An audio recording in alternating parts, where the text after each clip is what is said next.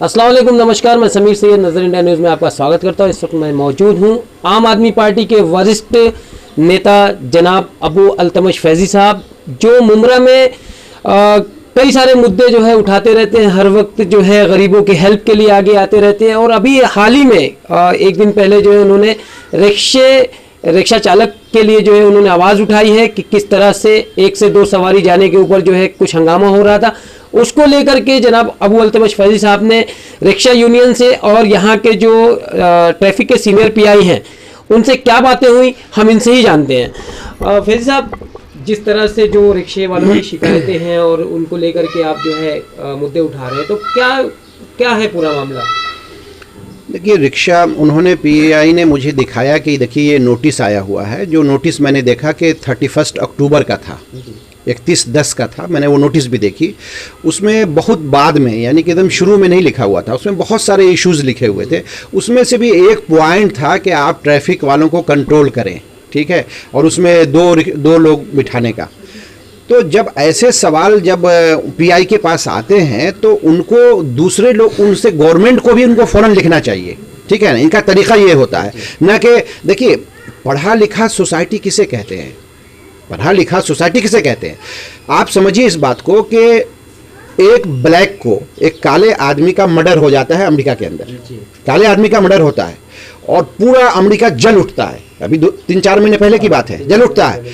और एक उसका आर्मी चीफ पब्लिक के सामने आके बो डाउन होता है, यानी झुक करके माफ़ी मांगता है और ये कहता है कि मैं ट्रंप के लिए नहीं हूँ, मैं पब्लिक के लिए हूँ। ये बहुत बड़ी बात है। मैं ट्रंप के लिए नहीं हूँ, प्रेसिडेंट ऑफ अमेरिका का नहीं हूँ, मैं पब्लिक के लिए हूँ, आर्मी चीफ। इसलिए मैं झुक के आपसे माफ़ी मांगता हूँ, आप इस एजिटेशन को ख़त्म करें। उसी तरीके से इनका राइट होता है, पढ़े लिखे समाज का ये तरीका होता है कि एक चीज़ गलत हो रही है और दूसरे के ऊपर जुल्म कर रहे हैं। जैसे उनको फौरन गवर्नमेंट के लिखना चाहिए था, क्या आपके गाड़ियाँ जो हमारे सामने से गुजर रही हैं, बसेस, उसमें खचम खच बड़े हुए हैं लोग, ठीक है, और बसें भरी हुई हैं, ट्रेनें भर के जा रही हैं, बाइक के ऊपर जा रहे हैं, और इन बेचारे गरीब के ऊपर जो धंधा बहुत दिनों से उनका बंद था, 3-3 महीना 4-4 महीना धंधा बंद हो गया, कैसे करेंगे? देखिए, इन सब चीज़ों का एक साइकिल होता है, उस साइकिल से पूरा इफेक्टेड होता है। इस तरह से इफेक्टेड होगा कि धीरे धीरे खुदकशी और दूसरे बहुत सारी चीज़ें जो है बढ़ जाएंगी। हम आपके उसके डिटेल में नहीं जाएंगे कि क्या क्या प्रॉब्लम्स, सोशल प्रॉब्लम्स बढ़ेंगे। तो जब उनके पास पैसा नहीं होगा तो वो करेंगे क्या? तो और कोरोना का कोई, अब शुरू से कोरोना के बारे में जाएंगे तो हम फिर नहीं कहेंगे कि कोरोना क्या है, क्योंकि इसके ऊपर मैंने कमिश्नर, जो म्यूनसिपल कमिश्नर, उनसे भी पूछा है। उनको तो डॉक्टर बना के भेजा गया था कि हमको आप ये साबित कर दीजिए कि आपका ये किट है। वो उनके पास भी नहीं था, वो प्राइम मिनिस्टर और किसी के पास इसका जवाब नहीं है, ठीक है। बस कोरोना है, ख़त्म हो गई बात, है ना। कोरोना है इसलिए सबको करना है। अब चाहे पूरी इकोनॉमी ख़त्म हो जाए, किसी और देश को मतलब नहीं है इस चीज़ से। इनको मारना है, लोगों को, नीचे के तबके को ख़त्म करना है, सिर्फ एलाइट लोगों को रहने देना। तो वो उनका काम था पीआई का। लेकिन पीआई अच्छे आदमी हैं और मुझे उम्मीद है कि वो कोऑपरेट करेंगे। और उन्होंने कहा है कि मैं इसके ऊपर लिखूंगा भी, और कितनी सख्ती करना है वो मुझे, उनको मालूम है कि कितना सख्ती करना है और कितना इनको रिलैक्स मोड में रखना है, तो ये मालूम है। जी फरमाइए सर। जिस तरह से ये देखा जा रहा है कि जो बीच में डिवाइडर बना दिया गया है और ट्रैफिक हो रही है, दूसरी चीज़ तो ये है कि यहाँ पर एक भी ट्रैफिक हवलदार नहीं दिखते हैं, लेकिन वाई जंक्शन से लेकर के और ऊपर के पुराने टोल नाके पे, जो कि बंद पड़ा हुआ है और टोल वहाँ से वसूला नहीं जाता, लेकिन फिर भी कहीं ना कहीं जो है वहाँ पर ट्रैफिक हवलदार दिखते हैं और मेन सिटी में नहीं दिखते। इसकी क्या वजह है सर? देखिए, इनसे भी हमने कल बात इस पर की थी कि ऑनेस्टी के ऊपर, अच्छा माल कमाने के ऊपर। देखिए, ट्रैफिक हवलदार कहाँ रहेगा?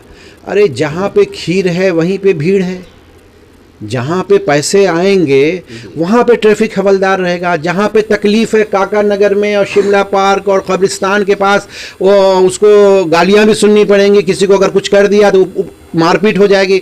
अब वहाँ न मार है न पीठ है, जो आया हाथ दिया, इज़्ज़त के साथ पैसे में तोहफे दे के जाओ।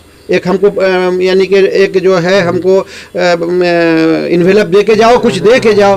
तो जहाँ खीर वहाँ भीड़ वाली बात है। वो वहाँ पर कहाँ करेंगे परेशान वाला? बैठे बैठे हैं, कोई आता दिखा तो समझ के आ रहा है, माशाल्लाह हमारा काम अभी बनेगा, हाथ दिया बेचारा, कुछ दे दिया तोहफा, चलो भाई आगे बढ़ो। तो ये सब चीज़ें चलती रहती हैं। लेकिन ये जो आए हैं ये अच्छे पीआई हैं। हम इनको बार बार ये समझ रहे हैं कि ये अच्छे आदमी हैं और कुछ न कुछ रोक लगाएंगे। हमारी दूसरी भी मीटिंग होगी इसका, लेकिन हमारा असल है पब्लिक से। अब कौन वसूल रहा है नहीं वसूल रहा है, अब हर आदमी को हम जाके पकड़ के तो बंद नहीं करा सकते हैं, ठीक है। हमारा पब्लिक से रिलेटेड है, पब्लिक को कहीं पर तकलीफ है, ऑटो वालों को तकलीफ है, हॉकर्स को तकलीफ है, हम वहाँ पर खड़े हैं, ठीक है। अब वो बाकी उनका ईमान उनका अमल हम इतना शुरू से लेके एंड, अब केजरीवाल चाहे जितने ईमानदार हो जाए, ठीक है, सारे उनके हुकूमत में आज भी मैं जानता हूं कि सारे लोग ईमानदार हो गए क्या? एकदम रिश्वत जीरो पे आ गई। हाँ, कम हो सकती है, जब तक जीरो पर आना बहुत मुश्किल होता है, उसको करने के लिए काफ़ी टाइम लगेगा। ऐसे ऐसे कानून बनाने पड़ेंगे, सख्त कानून जिसपे सज़ा सख्त हो, तभी हो सकता है। तो हम सब चीज़ नहीं कर सकते, जितना हमारे बस में है और आम आदमी पार्टी कर रही है वो पब्लिक के लिए हम हैं और पब्लिक के लिए कर रहे हैं और उनके लिए आवाज़ उठाते रहेंगे जो उनके लिए बेनिफिट हो के लिए होगा।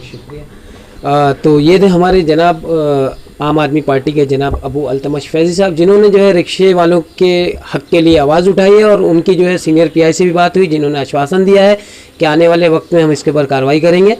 कैमरामैन वाहिद के साथ समीर सैयद, नज़र इंडिया न्यूज़।